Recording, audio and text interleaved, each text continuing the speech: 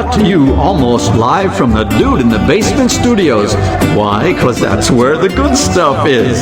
It's Sips, Suds, and Smokes with your smoking hosts, the good old boys.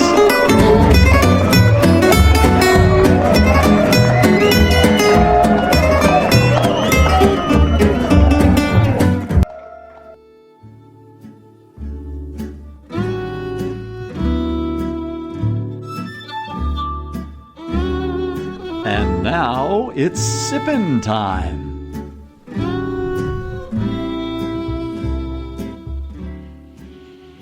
Hey, welcome to this Sips episode, everyone, where everything good in life is worth discussing. This is good old boy Mike, welcoming you to this very special episode today. We got together with a group of journalists covering the Bourbon Classic Festival in Louisville, Kentucky. This week, we get to cover some of the trips that we took while we were at the festival, as well as a range of topics of great discussion in the bourbon industry. It was a great time, and I think you'll enjoy our discussion across the board, as well as getting to know some of our other friends in the media. We've asked Jonathan from 8 Piece Box to host this episode as well. Take it away, Jonathan.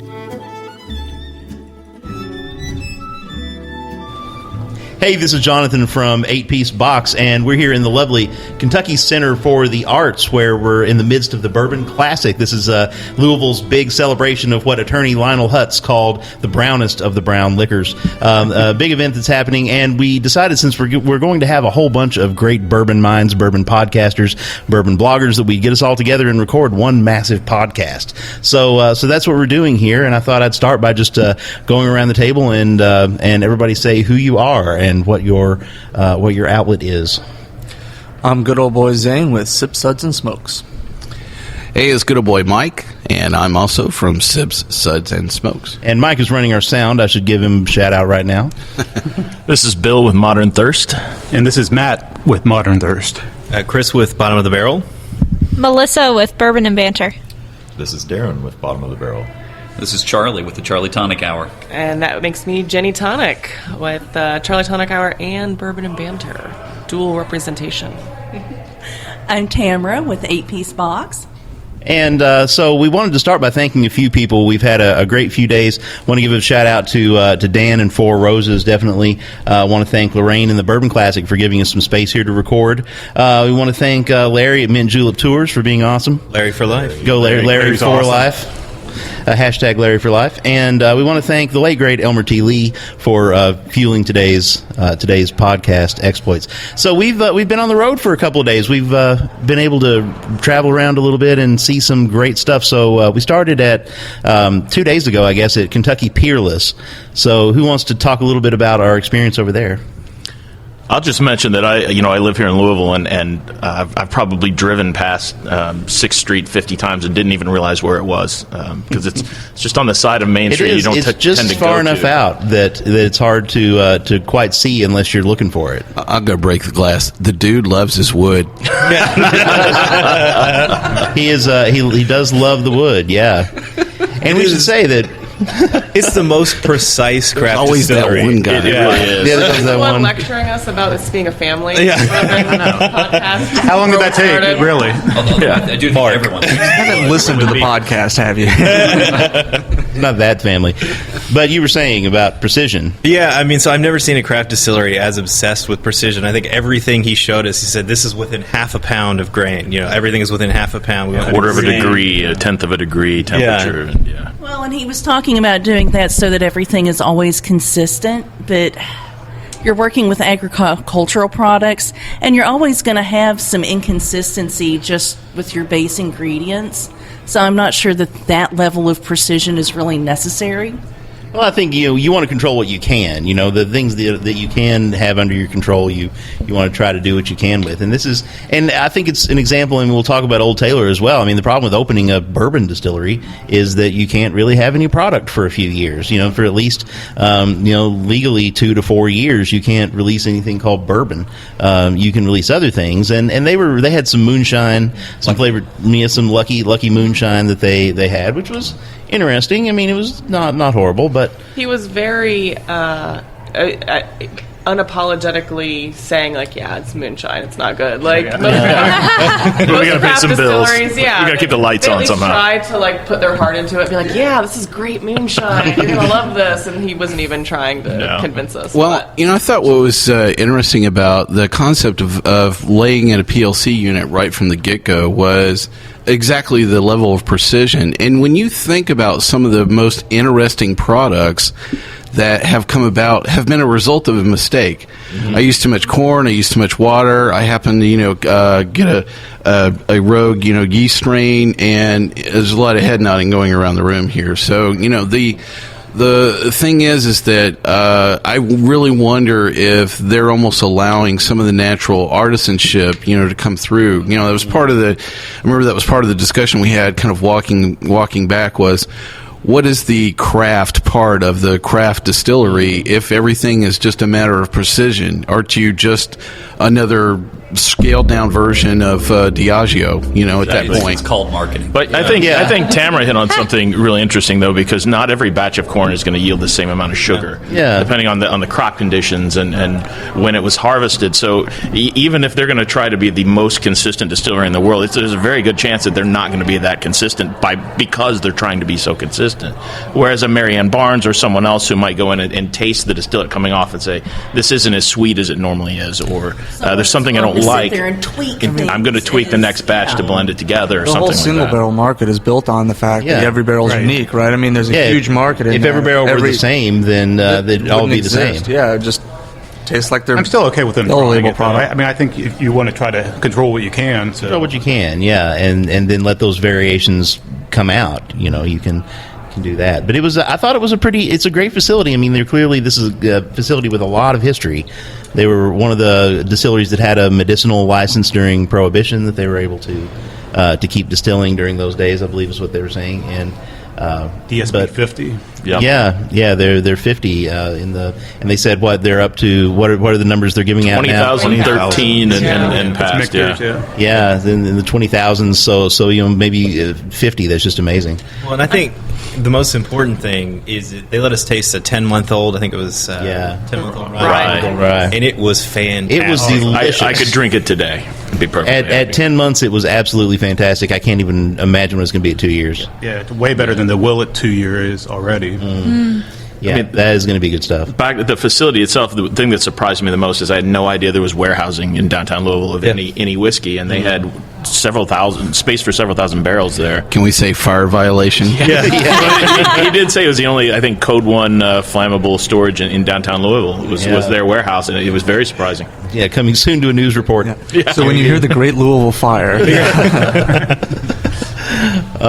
So yeah, that was a great. We started there, and then we went over to down the street to Copper and Kings, which is a brandy distillery. They've been around for a few years here in Louisville, and we got to hear a lot about making brandy. I'd never been on a brandy tour before. I don't think I'd ever been to a place where they made brandy. Had anybody else? No. I've been to Copper and Kings once before, and I've seen the owner speak several times. Yeah. But, I don't think you could have two more opposite craft distilleries in one visit in one day. It was. We didn't get there. I think this is literally the most hipster place I've ever been. They had Monarch Butterfly Refuge in the front yard, and there are shipping containers involved. It's it is a little, and I'm not disparaging. I use hipster in a neutral way, I suppose. But it was very, and so we get to Copper and Kings, and we went down into the basement where they age a lot of the brandy, and they've got a lot of their barrels down there, and we hear, this is what we hear.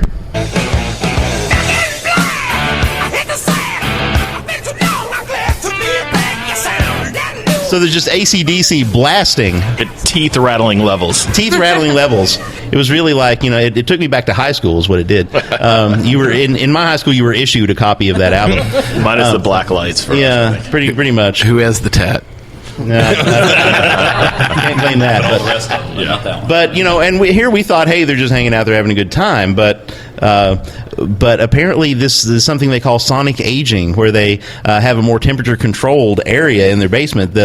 Ordinarily within a bourbon warehouse, the temperature variations over the course of the year pulls the liquor in and out of the wood. You don't have that in that level of control. So the sound waves, they say, pulsate the liquid inside the barrels, and it makes it extract flavor from the wood. It was something like the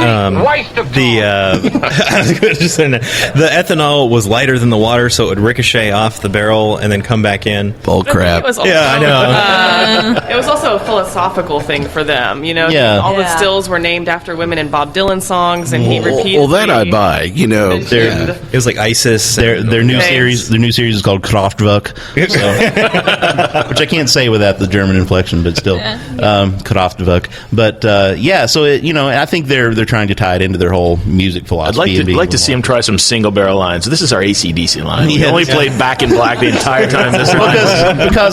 Because a few minutes later, we the AC/DC goes away and it switches to Chicago from the Chicago 17, I believe it was You're the Inspiration, and here.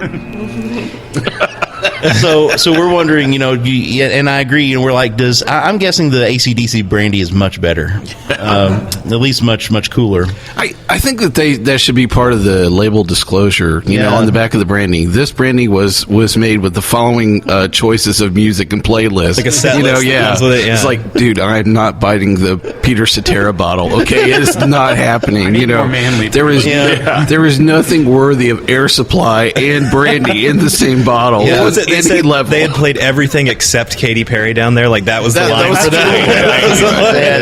Okay. I want to go for the Barry White though. Yeah, I'm ready. Oh yeah, the bong rattling bass. Baby. If there's not a Nickelback series, I'm not buying. We'll be right back after this break.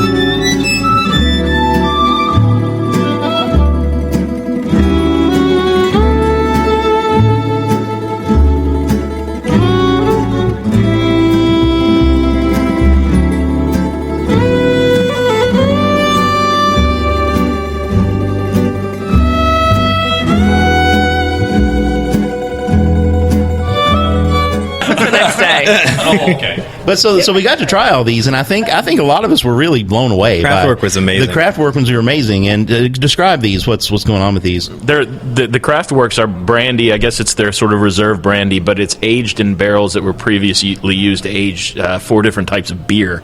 And so it's kind of interesting because the barrels were originally to age bourbon, and then they were aging beer, and now they're aging brandy. So it's beer, bourbon, brandy. Yeah.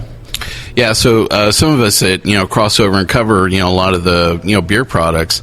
The thing that I liked was the cross marketing hitch that they were getting off this. I mean, it would allow a lot of people that maybe have not approached brandy to see, hey, this is the Three Floyds, Dark Lord, marketing. And much like you see in brewing with collaboration brewing, that sometimes the strength of two is a lot more powerful than the strength of one. And there's a lot of people, nodding head. So I thought it was interesting that they picked collaboration with somebody that was not in, the same industry. So I thought would have been an interesting play for them to actually pair up with a French-based, brandy maker and possibly blend something, and something very unique. But the flavor profile, especially off the ones that were the IPA, those were kind of interesting. It reminded me some of the Corsair hop series. So some of you have seen the hop series that Derek does at Corsair. they'll introduce a lot of hops. And Corsair makes both beer and spirits, and so this was an interesting play off some of that same concept where somebody was making brandy and then dropping it in a fortified barrel that had been utilized for, actually aging beer. And we'll see how it does in the marketplace. I think they said the run was 1,100 bottles. Is that about right? It's not a lot, and we bought a bunch of them. I think $49.99 or something. I think we all took a bottle. $50. And for all of us to actually break out, the cash and buy this, that says an awful lot. So these are people I'm not going to ask you to rate it or tell me what you think. You've already put your money where your mouth is. So and I think the one that I liked the best that we ended up buying was there was a smoked Scotch ale from Against the Grain, which is right here, down the street from where they are. That was my favorite. Yeah, that's the one we ended up buying, and it's and we actually picked up a bottle when we were at Against the Grain the other day. We got a bottle of that Scotch ale, so I can't. And actually, this podcast will be airing afterwards, but tomorrow, Monday, they're having the release party for these, and they're going to pair the beers with the brandies. That'd be so much fun. That would be a blast. Yeah. So I can't wait to Boilermaker. Yeah, yeah. So I can't wait to try those at home. And brandy's not something, but they also had some absinthe. They make absinthe there. What did everybody think of their absinthe? I think I can still taste it a little bit. It does stay with you. Yeah, and this is because the oils in absinthe have a way of lingering on the tongue. So they were very clear. Look, taste everything else you're going to taste, and then do the absinthe. Well, just as we walked into the actual distillation room, just as we walked in there was just this huge licorice, just smacked you right in the nose, and I didn't recognize that was what they made there, and kind of threw me off. I was like, did somebody drop a bottle of something in here, And so, they were actually had finished a run of absinthe, actually that morning. The thing that kind of caught me about those products is, to me, absinthe is really good until you start dropping a bunch of flavors into it. And then it's like you're going down the path of kind of creating more of a flavor profile than a fortified product that is of natural grains that you're actually infusing the flavor. And I thought that they did a good job of not going overboard with a lot of the flavors. And they had 4 different varieties, of their particular version there. But I think my favorite part about that discussion from the distiller was, if you're seeing absinthe that is actually green, it is a food dye that's been added into the product, and the real absinthe product is actually going to be crystal clear. So for those of you that are walking around in New Orleans and looking, for the green fairy, it's not green. It's a clear fairy. It should be white. Yeah, the white fairy. Well, so that was Thursday, and then yesterday we had a really nice day. We started off down at Four Roses, actually not at the main distillery. We were at the bottling facility where they, which is about an hour away from the distillery. They distill in one place and then they bottle and package in another one. But we went through essentially their barrel picking process. And if you're not aware of Four Roses, they have 2 different mash bills, one high rye and one low rye, and then they have 5 different yeast strains. So they essentially have 10 different bourbons that they make, and their products are various blends of those things. But we got to try 9 of those 10. Did anybody have any revelations on that? What did you all think of? I just thought, I'd been to Four Roses once before, and I really like their bourbon, but their actual process of picking a barrel is darn near impossible because they have so many different options. By the time you're done with it, you're not so much picking the one you like the most, you're picking the one that is the most different from everything else because you've had so many barrel strength bourbons. It's hard to really decide, well, I like the sweetness of this one. And inevitably, you wind up with that V strain almost every time. We actually picked the F, but you wind up with that V strain, which is the standard single barrel release because it's the most different from everything else. But when you get home with it and you get that one home and you taste it versus other ones and you're only tasting side by side, inevitably everyone always says, gosh, I wish I picked a different one. I thought it was a great experience to really see how the yeast changes the flavor and comparing them with the different mash bills. I'd never done that before, done the whole 10 recipe taste comparison, and it was fascinating. Well, and from a homebrewer's perspective, it gave me that you can always buy the tiny little envelopes of yeast that are 50 cents or you can pay $6 for the yeast products that are very specific to the ale style or specific to the style of whatever you're making. And I always wonder, is it actually worth it? Is it actually going to be that different? Yeah, I believe it is. I think Four Roses has pretty much proved that the yeast is going to make a huge difference in your product. Well, so the one thing that struck me about that experience was how commoditized that entire process was. I almost felt like you're almost seeing the man behind the mirror or behind the screen for understanding the concept of what Four Roses is doing with their barrel selection program. And this is not like a one-off, they've done this just for a couple of retailers, here and there. This is an active part of their marketing program to have a barrel selection process. And I think that seeing that it's done really well. I've been to several, barrel selections where it's like they just roll out the barrels and the thieves and start, serving stuff up and sniff and swirl and, spit and going, well, let's try 4 or 5. And this was a lot more organized and commoditized. But again, I think you were seeing the crossover between what typically is left to the master distiller. You're really getting to see, a lot of the retail space being pulled into the actual manufacturing, process through an organized marketing activity. And I thought that was kind of interesting. The other thing that struck me is that trying 9 different barrel strength bourbons, and they were fairly healthy pours of barrel strength bourbons at 10:30 in the morning, and White Dog too, and some White Dog on top of it. Is a great way to start your day. Ginny can attest to that. If you don't have anything else to do and you got somebody driving you around for the rest of the day, then it's a fantastic way to start the day. We highly recommend it. Yeah. Now that we also got to tour their bottling facility, which they're building a new bottling facility, and they took us to what's going to be their new bottling room, or as I would call it, a freaking airplane hangar. It's massive. Compared, because the one they have now is like the size of my bedroom at home. I mean, it's really not this tiny little line, and you think, wow, they bottle all the Four Roses right here. It's pretty impressive, but then their new facility is just massive. I mean, it literally is probably a couple of basketball courts you could put in there. And they've got a walkway over that they're going to take people over for tours. And and right now it's empty. Right now it's completely empty. They're just now building the facility, but I can't believe how much they're growing. And they still are going to do all the single barrel labels by hand, they said, because they haven't figured out a machine that can do that weird shaped bottle, I think. Which should be interesting for the volume they're wanting to put out pretty soon. Really. If they're really going to ramp up that much, they're just going to have to get an army of people, because their bottling line was run by, 4 or 5 people in there. That'll be part of the tour.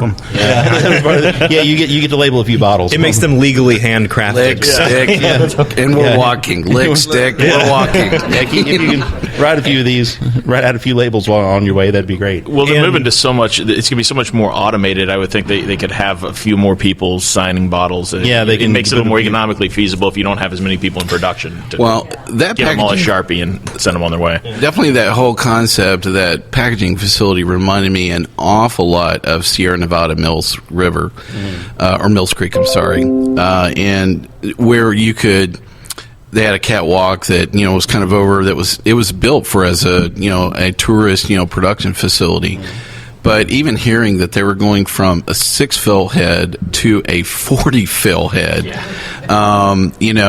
after seeing some things like that happen in some other beverage packaging facilities, I can definitely I've seen the backside of that, what that looks like completed.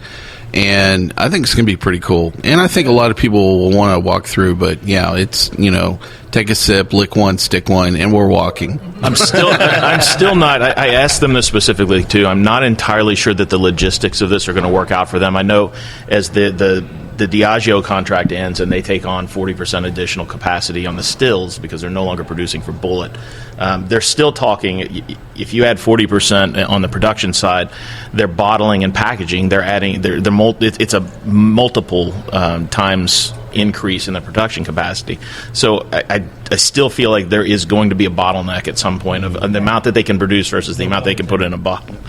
No pun intended. I feel like this is going to lead. We already saw yesterday how they didn't have enough of one of their recipes for us to taste. They just don't have enough to continue to put out Yellow Label and produce the same amount of liquor. I think you're going to see more and more of that going forward with Four Roses. Initially, probably a big rush on the market, followed by inability to get certain mash bills. And we want to give another big shout out to Dan from Four Roses, who really took good care of us over the course of the last couple of days. Yeah, and I have to interject there also. Thanks to Dan because at one point I did see a photo of Ginny Tonic literally asleep in his lap, not only taking care of us as a crew. I deleted that photo. I have one from the other angle that looks a little bit dirtier than what it really does. that is a full care experience. Yes, it was definitely. We did get the Above full and beyond experience. the Call of Duty. It's the Rachel Rally Award. It's official next year. Lazarus Award. Yeah. Back from the near dead. So we moved on from there, and we went over to a very interesting place called the Old Taylor Distillery, which is not producing any liquor just yet. In fact, it was a very old distillery, very historic distillery that produced its last bottle in, I believe, 1972. They were saying still had some barrels aging for a while after that. In the late 70s, they said yeah. maybe.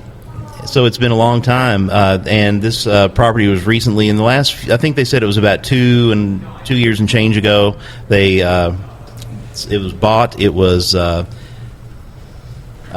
up, and then they hired Mary Ann Barnes, who is a distiller from. Taster from Brown Forman to be their master distiller. So we got to tour this facility with Mary Ann and with the partners who own the facility, and I thought it was fascinating. What did you guys think? Loved it. Amazing. Yes. That was definitely the high point of the week. The property So much itself history. is just amazing, but you see how much work they've done so far to get it very close to being able to start producing its own stuff, and then you walk through all the different buildings and realize how much farther they still have to go before the whole thing is done.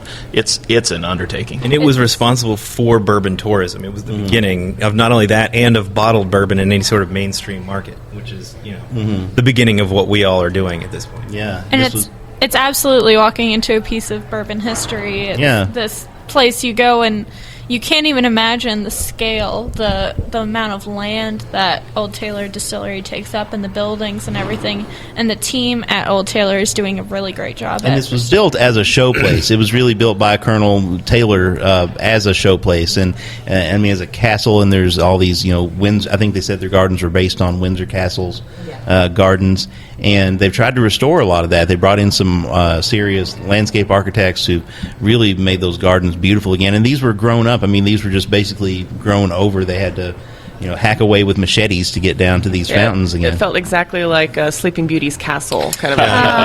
Right, when the prince comes and everything. Yeah, everything's grown over and frozen in time. And the Bourbon Prince. I really did enjoy that they are growing a lot of their own botanicals for use in gin and some other products down the road. They're going to grow those right on site, literally with walking paths for tourists to go through. Kentucky native stuff and some weird things like catnip, which would be neat. And I think that and they're supposedly going to have some gin on the market by June, because they've got right now a double gin still, and they said that even they could do custom small run batches. If you wanted 20 cases of a particular recipe of gin, they could do that for you. Yeah, so we get to talk about their new stuff right here. Yeah. Castle and Key, excuse me. So, a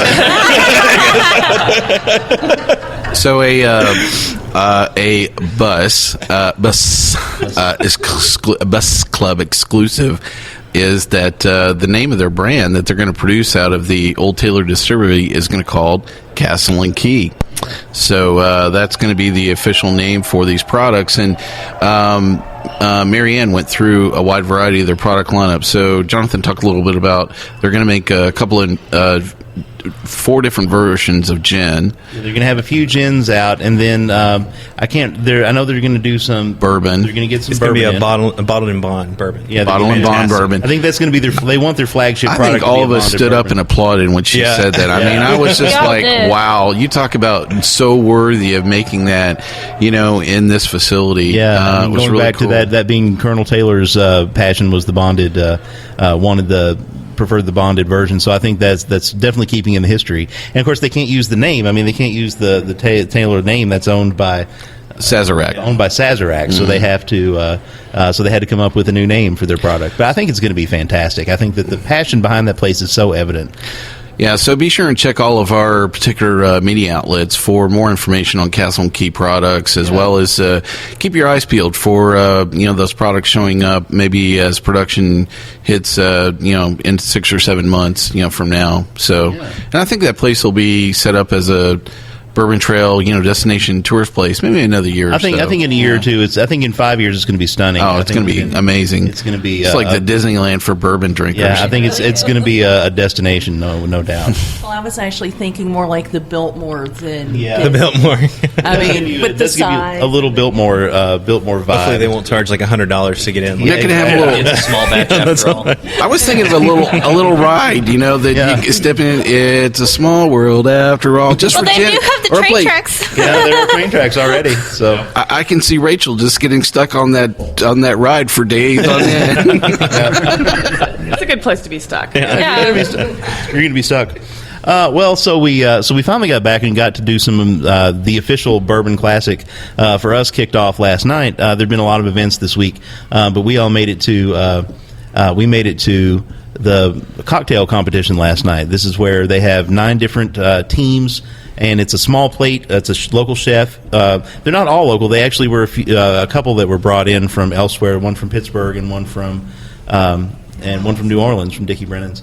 And the rest are local. But they pair a chef with a bartender. The chef does a small plate. The bartender does a cocktail, and they do 2 different ones. For the first hour and a half, they do classic cocktail paired with a small plate, and then the second 90 minutes they do a contemporary cocktail.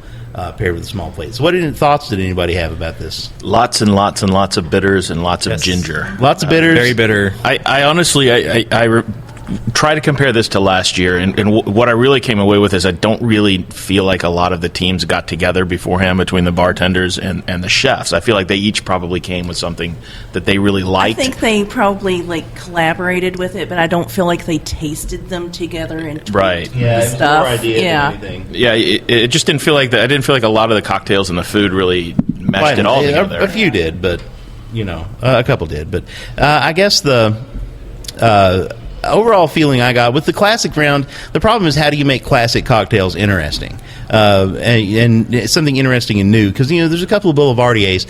Frank, I don't get me wrong, I love Boulevardiers. I make them at home all the time, but it's 3 ingredients, they're equal in equal parts, and it's just hard to make that interesting. Hey Jonathan, it's commercial time. Oh, is it commercial time? We'll be right back after this break.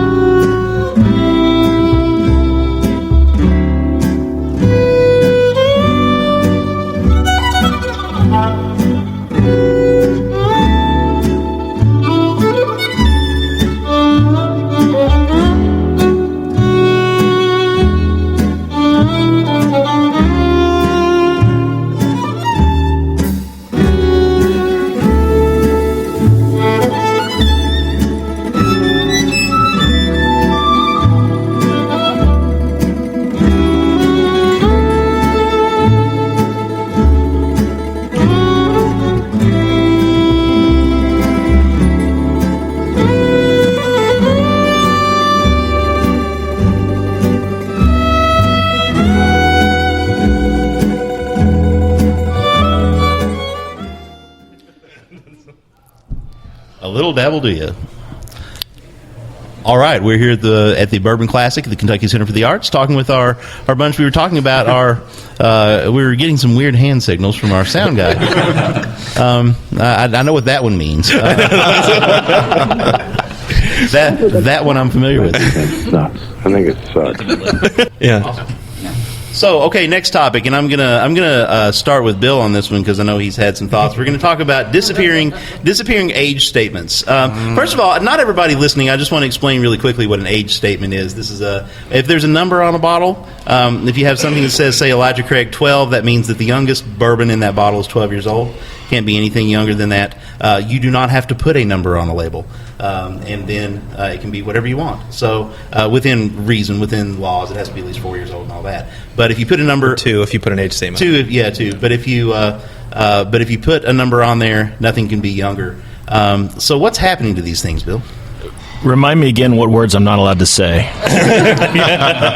As bourbons become more popular and as more and more people are buying bourbon and the demand increases, the producers are finding it harder and harder to keep barrels in the warehouse. They need to move it quicker so that they can meet demand on some of the younger age products. So they just can't store barrels as long. So you're just seeing all these old iconic bottles that always had age statements on them, and that age statement is disappearing. We used to have 7 years old on all the Weller bottles, and that's gone.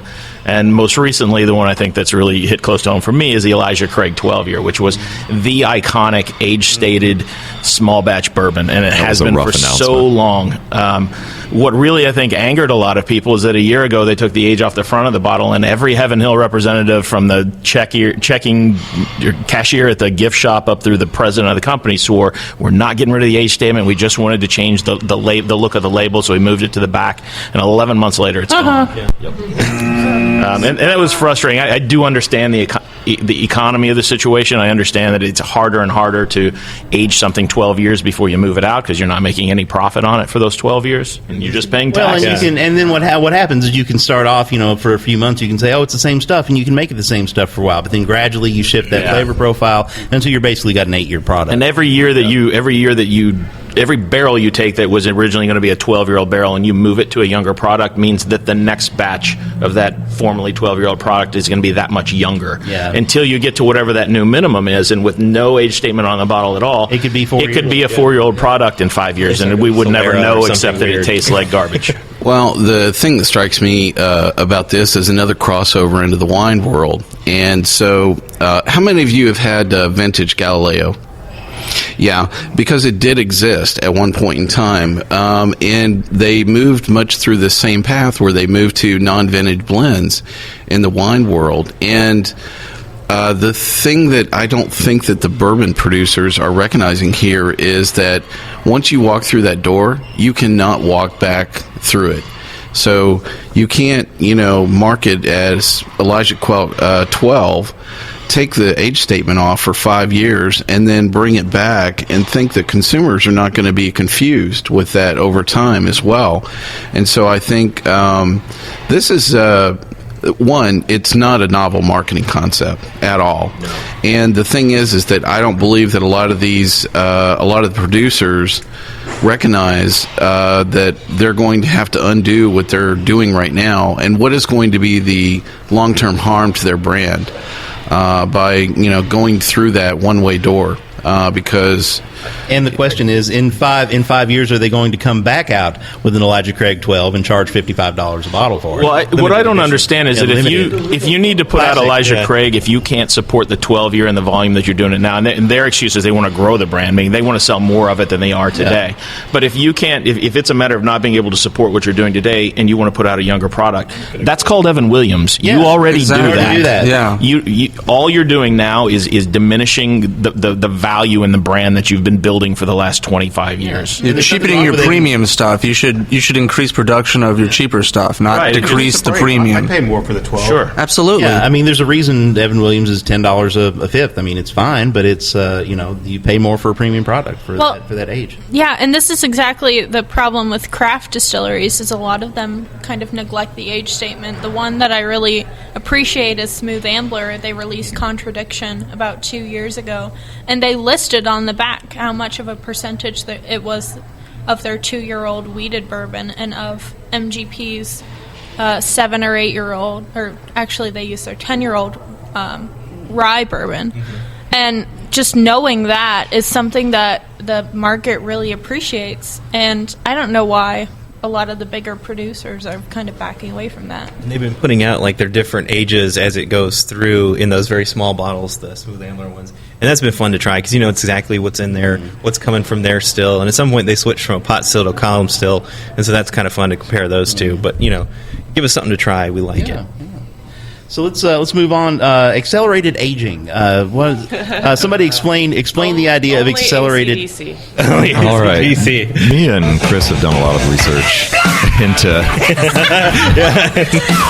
the accelerated aging techniques, and we have not actually researched AC/DC's impact on we should do a controlled experiment. I'm all for it. I'm betting it's going to make it a lot better.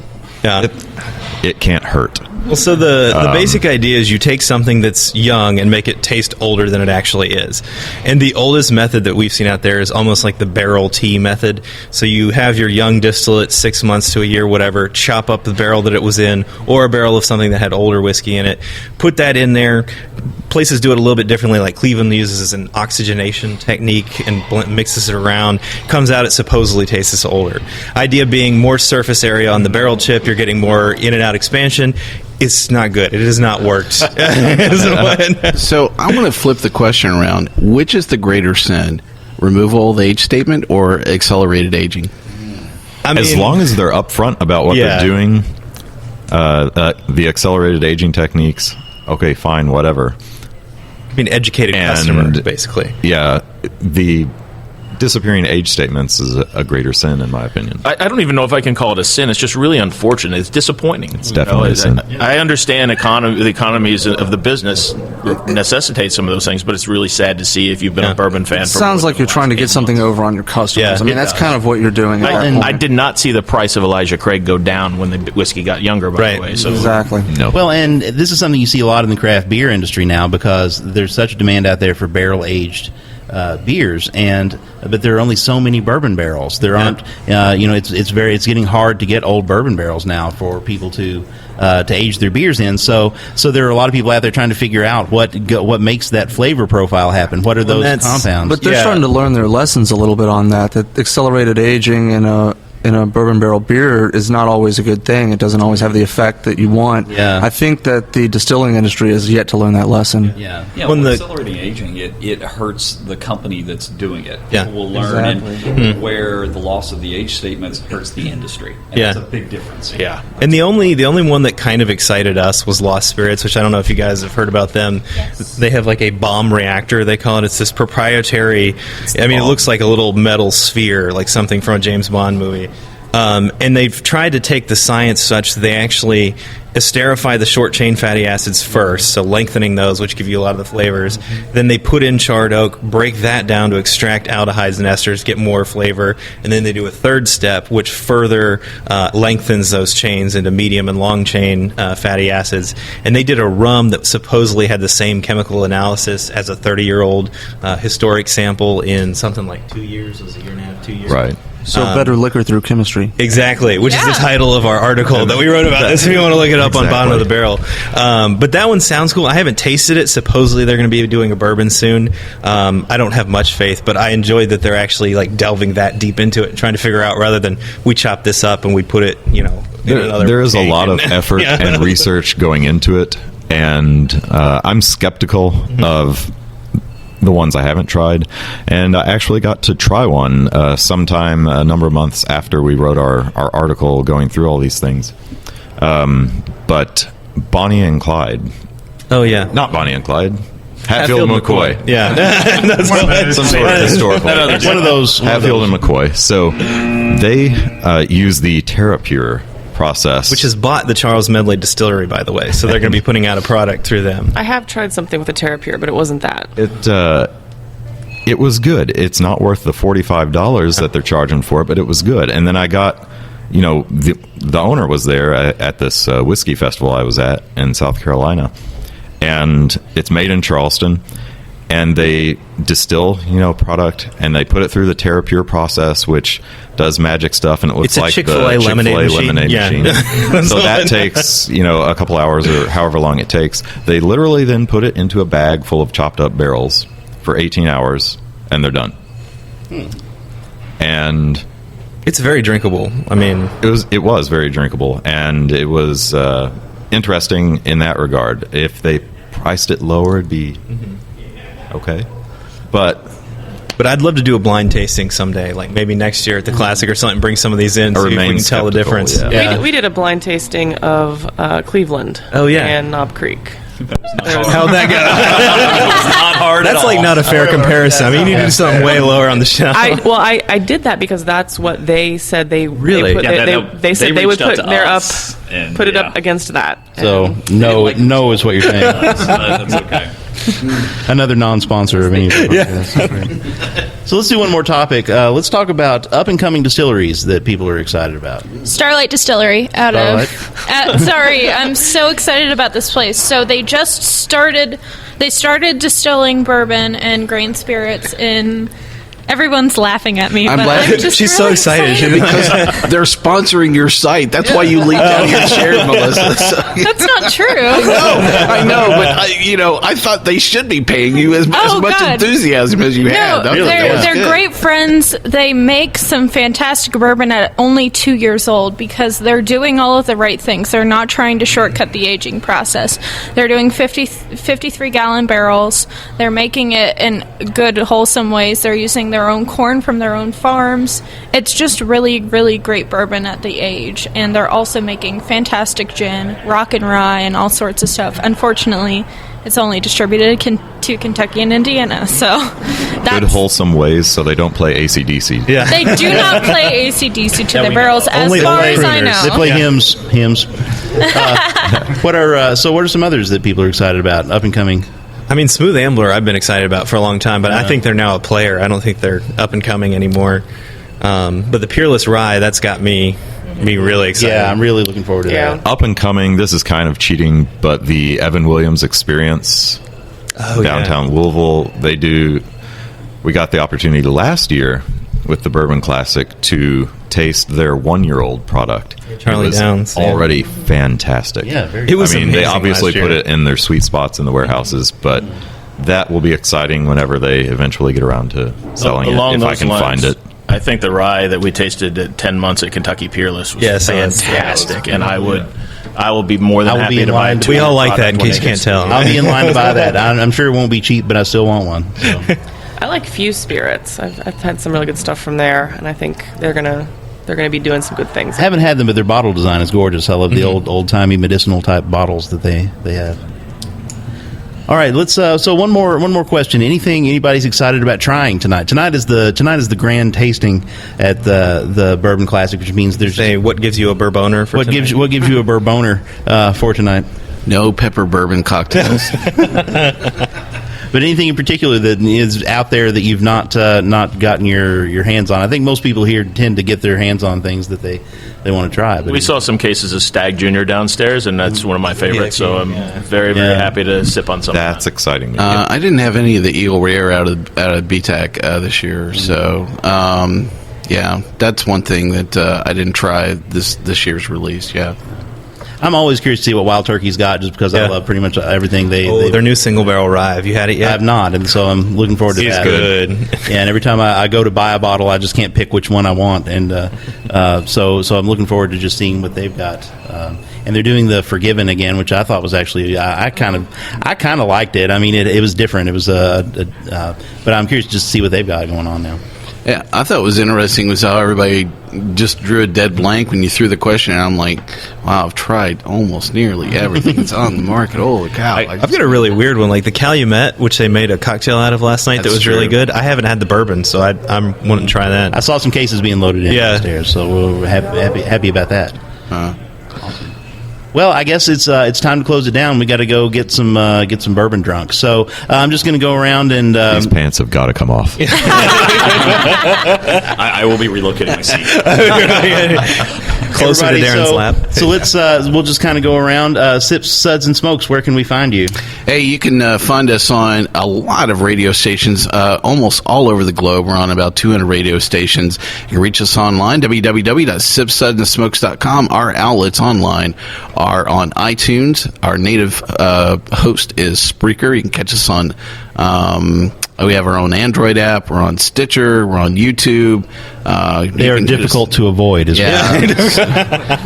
the internet. We're the noise in your ear every week. So yeah, definitely check us out. And thanks for hosting this, Jonathan. So Modern Thirst. Where can we find you?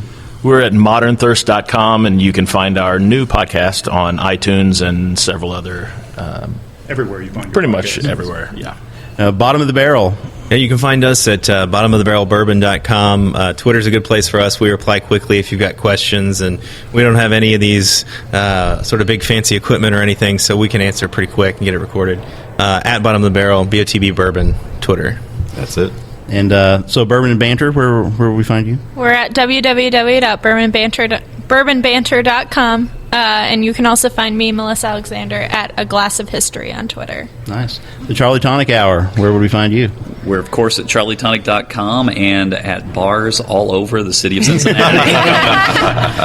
Passed out in alleyways across the Queen City. Really rare for Ginny. Ginny is she is a champion. Really? It was a nap. It was a nap. Oh, she was a champion. She was a champion. And Lazarus, I mean, she came back from the dead. It was stunning. Partying by the end. There should be a bourbon named after her. That's really should. Lazarus Bourbon. Yeah. Is that old? They ought to name a bourbon after you. Yes. And 8-Piece Box, you can find it at 8piecebox.com. You can find the podcast on iTunes. We have one episode up. This will be number 2. And at 8-Piece Box on Twitter and Instagram. You can also hear it the first Wednesday of every month on 88.7 WMMT in beautiful downtown Whitesburg, Kentucky. So I want to thank everybody for being here. Again, we want to thank Dan and the folks at Four Roses. Want to thank Lorraine and the Bourbon Classic. Want to thank Mint Julep Tours and our man Larry. Want to thank Matt over at Haymarket. Want to thank the folks at 8 Up Elevated Eatery and Drinkery. I don't know, 8 Up. It was awesome. I want to thank the late great Elmer T. Lee and that's about it. So that was the most important product of the table. Yeah. All right, check us all out. We're going to go drink some bourbon. We'll see you later. Cheers. Cheers.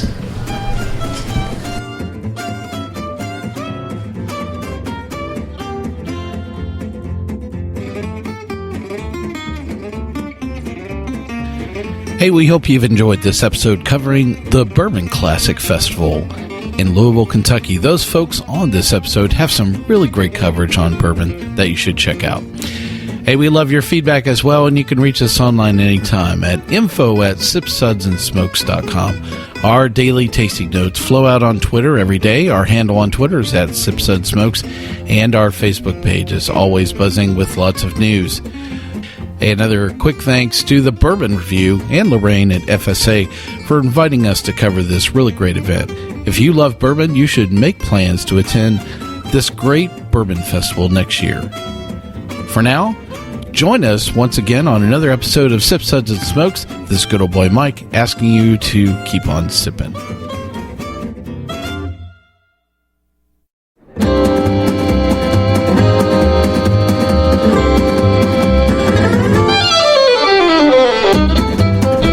This has been a One Tan Hand production of Sip, Suds, and Smokes, a program devoted to the appreciation of some of the finer slices of life. From the Dude in the Basement Studios, your hosts, the Good Old Boys, will see you all next time.